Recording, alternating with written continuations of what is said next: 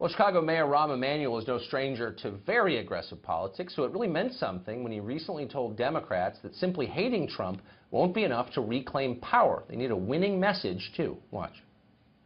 I think we don't talk about and fight for the middle class like we believe we're for them. And I think there are certain things that we as a party wandered off from as it relates to being a party that fought for hardworking families.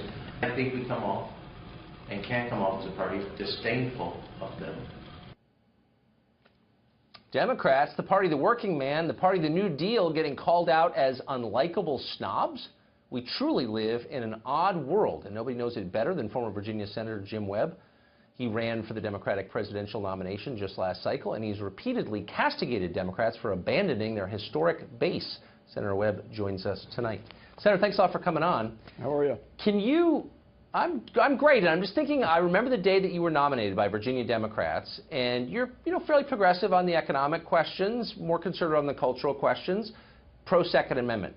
Can you imagine someone with those views getting the nomination in Virginia today?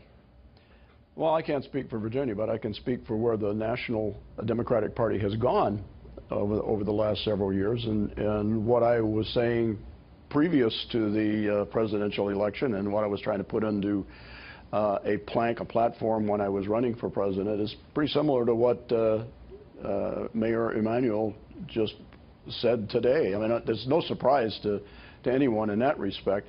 I think what's happened here, if I may, is that we have a situation where the Democratic Party has moved very far to the left during the Obama years, and they can thank themselves in many ways for the election of Donald Trump, and there's a sort of a denial inside the Democratic Party that this is so. They bet on demographics, and I don't think the demographics that they bet on, frankly, are going to stay the way that they thought they were going to stay. On the other hand, President Trump has two serious challenges here, and I hope people in the White House will come to grips with it. The first is the manner in which he is conducting the presidency itself. When you're the president of the United States, you're a steward for all of the people, and it's quite a transition from being a business person. By the way, for anyone out there who's wondering how to conduct yourselves in public office, don't ever have a one-on-one meeting with someone who you believe is going to become your adversary, unless you are taping it. We had a rule of threes the whole time I was in government. I want 3 people in that room if we're going to have disagreements, and we're going to write our own memorandum of the record. And the other thing is, this is an administration that has not populated its appointees. We're well into the administration. The best administration in my lifetime, my professional lifetime, was the Reagan administration. They brought in highly competent personnel people from the outside world, and they cleared their people and they got them confirmed. And we don't see that. We barely see a cabinet in the Trump administration right now. And how are you going to get your message out when you've got people in these sub-cabinet positions who really aren't demonstrating the message and the loyalty? That is true. Democrats are obstructing it. Republicans in the House and Senate aren't helping much.